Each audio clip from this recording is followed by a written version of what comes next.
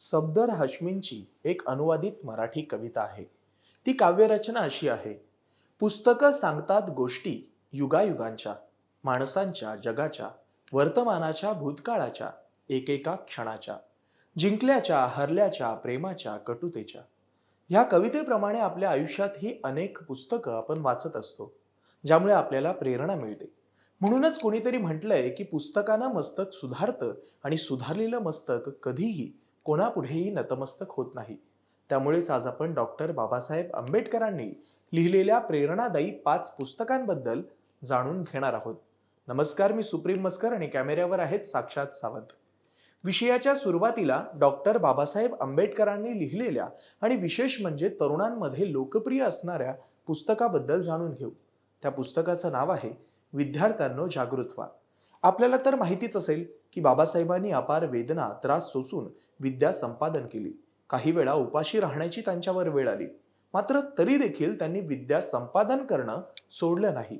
त्यामुळेच 1938 साली पुणे येथे पार पडलेल्या 11व्या अस्पृश्य विद्यार्थी संमेलनातील आंबेडकरांनी केलेल्या अध्यक्ष भाषणाचा संपादित भाग विद्यार्थ्यांनो जागृत व्हा या पुस्तकात पाहायला मिळेल.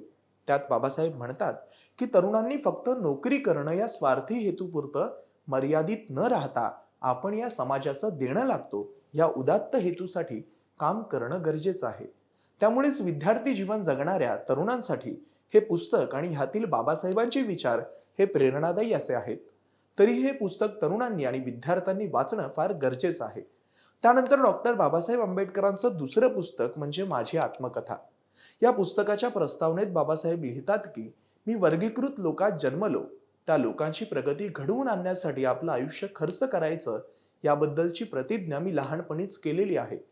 या प्रतिज्ञेपासून दूर करण्यासाठी अनेक आमिष मला माझ्या आयुष्यात आली किंवा गेली. फक्त स्वतःचं चांगलं करण्याचं मी लहानपणात ठरवलं असतं तर मला हव्या त्या प्रतिष्ठित पदावर विराजमान होता आलं असतं. परंतु वर्गीकृत लोकांच्या उन्नतीप्रित्यर्थ माझं सर्व आयुष्य वाहण्याचं मी ठरवलं आहे आणि हे ध्येय डोळ्यापुढे ठेवून मी एका तत्वाचा अवलंब करीत आलो आहे. या पुस्तकाच्या प्रस्तावनेत सांगितल्याप्रमाणे वंचित घटकांच्या उद्धारासाठी बाबासाहेबांनी केलेले प्रयत्न तसेच त्यात त्यांना सोसाव्या लागणाऱ्या वेदनांचा परिचय आपल्याला माझी आत्मकथा या पुस्तकात पाहायला मिळतो. त्यानंतर जाती व्यवस्थेचे निर्मूलन या बाबासाहेबांच्या पुस्तकात काय आहे तर जातपात तोडक मंडळाद्वारे आयोजित त्यांच्या वार्षिक अधिवेशनासाठी लाहोर येथे मार्च 1936 मध्ये डॉक्टर आंबेडकरांनी अध्यक्ष भाषण देण्यासाठी आमंत्रित केलं गेलं होतं. परंतु मंडळाच्या सदस्यांनी जेव्हा कार्यक्रमाच्या आधी बाबासाहेबांचं भाषण पाहिलं तेव्हा त्यांना ते आपत्तीजनक वाटलं. मंडळाच्या सदस्यांनी या भाषणात बदल करण्यासाठी डॉक्टर आंबेडकरांना विनंती केली. मात्र डॉक्टर बाबासाहेब आंबेडकरांनी भाषणात कोणतेही परिवर्तन करण्यास स्पष्ट नकार दिला.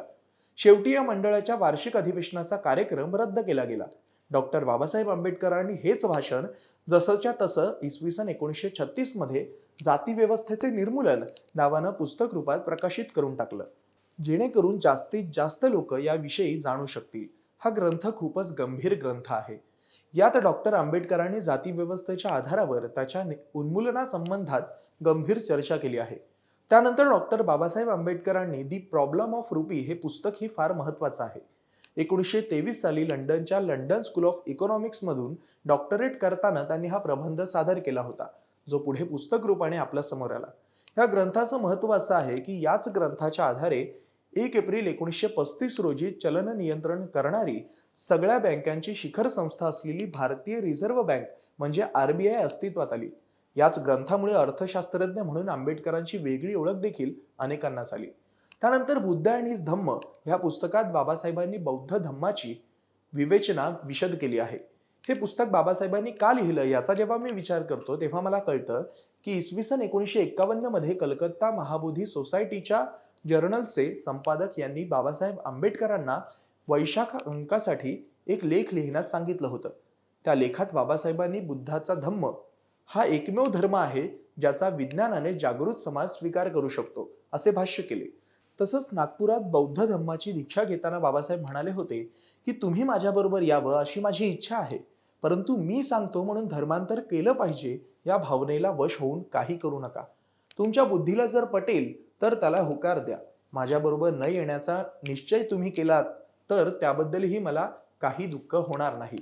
एकंदरीत काय तर अभ्यासाअंतीच बौद्ध धम्माचा स्वीकार करा असं बाबासाहेबांना सांगायचं होतं, ज्याचा उल्लेख द बुद्धा अँड हिज धम्म या पुस्तकात वाचताना आपल्याला मिळतो.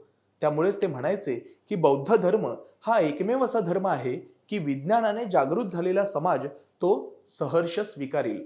मानवतेसाठी कल्याणकारी असणाऱ्या या धर्मात उच्च नीच, श्रेष्ठ कनिष्ठ, स्त्री पुरुष, स्पृश्य अस्पृश्य असा कोणताही भेद नाही. समानता हेच तत्व या धम्मात व्यापून आहे. बहुजन हिताय बहुजन सुखाय हे धम्माचं मध्यावर्ती सूत्र आहे. हे तत्वज्ञान त्यांनी बुद्ध आणि त्यांचा धम्म या ग्रंथातून विस्तृतपणे मांडले आहे. गौतम बुद्धांच्या जीवन आणि तत्वज्ञानावर, समाजातील मौलिक प्रश्नांवर विवेचन करणारा हा एकमेव द्वितीय ग्रंथ होय. डॉक्टर बाबासाहेब आंबेडकरांनी लिहिलेला हा अखेरचा ग्रंथ असून त्याच्या सर्व ग्रंथात या ग्रंथाला सर्वाधिक महत्त्व आहे. एकंदरीत या 5 पुस्तकांमुळे धर्म, मानव वंशशास्त्र, सामाजिक शास्त्र, राज्यशास्त्र, अर्थशास्त्र अशा एक ना अनेक विषयांचा डॉक्टर बाबासाहेब आंबेडकरांचा अभ्यास आपल्याला दिसून येतो. तरीही बाबासाहेबांची 5 पुस्तकं नक्कीच वाचा आणि जर तुम्ही यापैकी कुठलंही पुस्तक वाचलं असेल तर त्याबद्दल कमेंट करून आम्हाला नक्की कळवा. असेच माहितीपूर्ण व्हिडिओ पाहण्यासाठी महाएमटीबीच्या यूट्यूब चॅनलला सबस्क्राईब करा आणि फेसबुक पेजला लाईक करा. धन्यवाद.